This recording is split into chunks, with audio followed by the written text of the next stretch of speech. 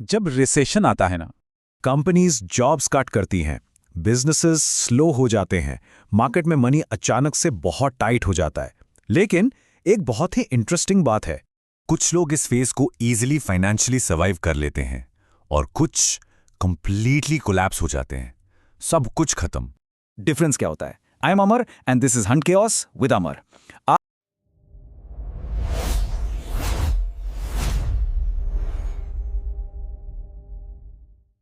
आज इस financial mini series के फाइनल चैप्टर में हम ये डिकोड करने वाले हैं कि एक सिवियर इकोनॉमिक डाउनटर्न के टाइम पे कुछ लोग कैसे थ्राइव करते हैं जबकि बाकी सब स्ट्रगल करते रह जाते हैं।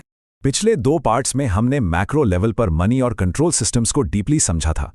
आज हम इसके सबसे इंपॉर्टेंट एस्पेक्ट पर फोकस करेंगे, practical personal protection, basically how to recession proof your finances. ये एक्सप्लेनर सीधा प्रैक्टिकल स्टेप्स के बारे में है। Part 1, the reality of recessions. आखिर इस मंदी की असली सच्चाई क्या है? देखिए, जब इकोनॉमी स्लो होती है तो एक पूरा चेन रिएक्शन स्टार्ट हो जाता है। नेशनल आउटपुट, जिसे हम जीडीपी कहते हैं, वो गिरने लगता है।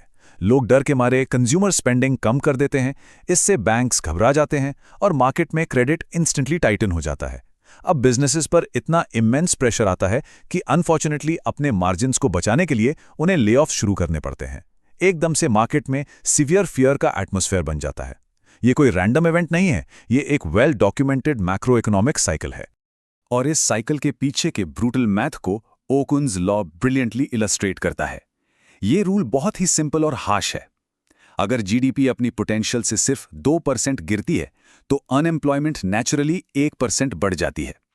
कंपनीज जॉब्स इसलिए नहीं कट करती क्योंकि उन्हें इसमें कोई मजा आता है, वो सिंपली सिस्टम के स्ट्रक्चरल और मैथमेटिकल प्रेशर की वजह से ऐसा करने पर मजबूर हो जाती हैं।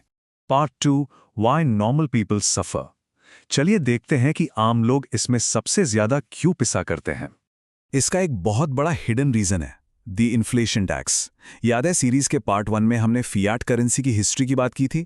जब इकोनॉमी को स्टिमुलेट करने के लिए या किसी क्राइसिस से डील करने के लिए गवर्नमेंट्स नया फियाट पैसा प्रिंट करती हैं तो सिस्टम में पहले से रखे मनी की परचेजिंग पावर वायलेंटली गिर जाती है।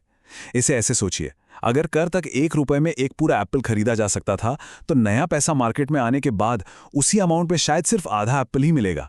ये एक साइलेंट टैक्स है जो लोगों की हार्ड अर्न्ड सेविंग्स की वैल्यू को डीपली इरोड कर देता है। अब इस इन्फ्लेशन टैक्स के बोझ के अलावा आम लोगों की कुछ ऐसी स्ट्रक्चरल वल्नरेबिलिटीज होती हैं जो उन्हें पूरी तरह डिस्ट्रॉय कर देती हैं।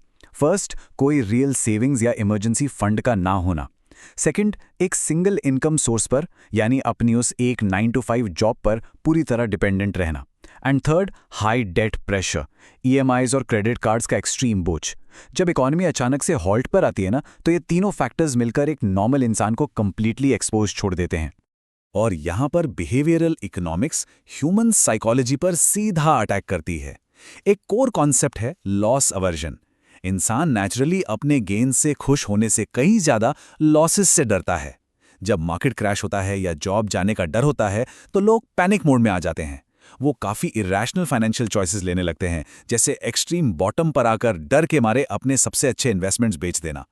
फियर उन्हें रैशनली एक्ट करने से बिल्कुल पैरालाइज कर देता है। Part 3, building financial resilience. तो अब आते हैं प्रैक्टिकल स्टेप्स पर कि वित्तीय सुरक्षा आखिर बनाएं कैसे। Rule number 1, build a personal contingency fund.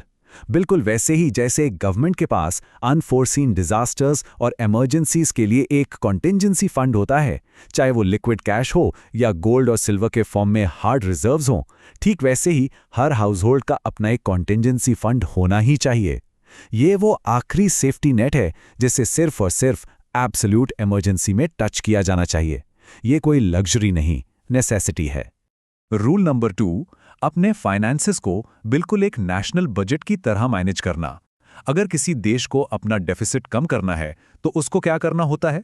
पहला, कैपिटल इनफ्लोज को बढ़ाना होता है, यानी अपने पर्सनल स्किल्स को कंटिन्यूसली ग्रो करना और मल्टीपल इनकम सोर्सेज का माइंडसेट बिल्ड करना। दूसरा, इंपोर्ट बिल्स को कट करना, यानी जो अननेसेसरी बाहर के लाइफस्टाइल खर्चे हैं उन्हें रिस्ट्रिक्ट करना। और तीसरा, किसी भी नए और अननेसेसरी डेट को पूरी तरह अवॉइड करना। इनफ्लोस को मैक्सिमाइज और आउटफ्लोस को रिस्ट्रिक्ट करना ही एक्चुअली लॉन्ग टर्म थिंकिंग है। Rule number 3, smart defensive investing. जब मार्केट्स में एक्चुअली पैसा लगाया जाता है तो सेक्टर इन्वेस्टिंग सर्वाइव करने का एक बहुत ही पावरफुल टूल बन जाती है। इन सेक्टर्स के बीच का डिफरेंस देखिए। जब मार्केट गिरता है तो टेक और डिस्क्रेशनरी स्पेंडिंग सबसे पहले खत्म होती है, लेकिन कंज्यूमर स्टेपल्स जैसे food products, medicines, daily household goods, इन्हें लोग खरीदना बंद नहीं कर सकते, इकोनॉमी चाहे जितनी भी बुरी क्यों ना हो। इस तरह के डिफेंसिव सेक्टर्स ही एक बढ़ते तूफान में आपके पोर्टफोलियो को स्टेबलाइज करते हैं। और कैपिटल को ब्लाइंडली प्रोटेक्ट नहीं किया जाता। सक्सेसफुल इन्वेस्टर्स इसके लिए स्ट्रिक्ट मैथमेटिकल बेंचमार्क्स यूज करते हैं, जैसे कि द 357 रूल।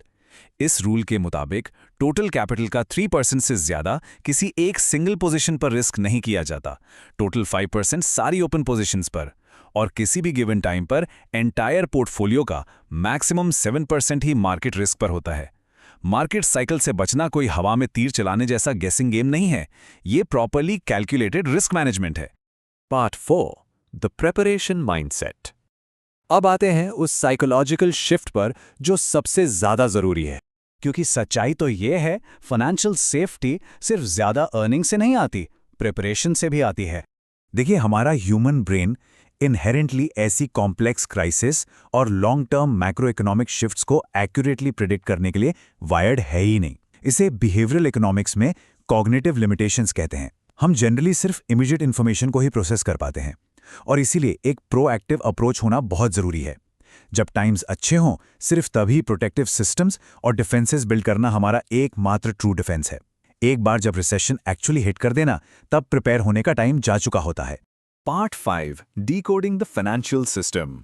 चलिए इस सीरीज के सारे डॉट्स को एक साथ कनेक्ट करते हैं। इस 3 पार्ट डीप डाइव में हमने क्लियरली देखा कि कैसे फियाट मनी साइलेंटली अपनी वैल्यू लूज करता है। फिर हमने समझा कि सेंट्रल बैंक्स और मॉनेटरी पॉलिसीज का वो बड़ा कंट्रोल सिस्टम एग्जैक्टली कैसे मैनिपुलेट होता है, और आज हमने प्रैक्टिकल तरीके देखे कि इन ब्रूटल मैक्रो फोर्सेस से खुद को पर्सनल लेवल पर फाइनेंशियली प्रोटेक्ट आखिर कैसे करना है। ये तीनों कॉन्सेप्ट्स आपस में डीपली और इंटीमेटली कनेक्टेड हैं। अगर तुम मनी, इकोनॉमी और फाइनेंशियल सिस्टम्स को एक्चुअली समझना चाहते हो तो इस जर्नी का पार्ट बनो। लाइक करो, सब्सक्राइब करो, because together we are decoding the systems that silently control modern life. Most people spend their whole life working for money without understanding the system behind it.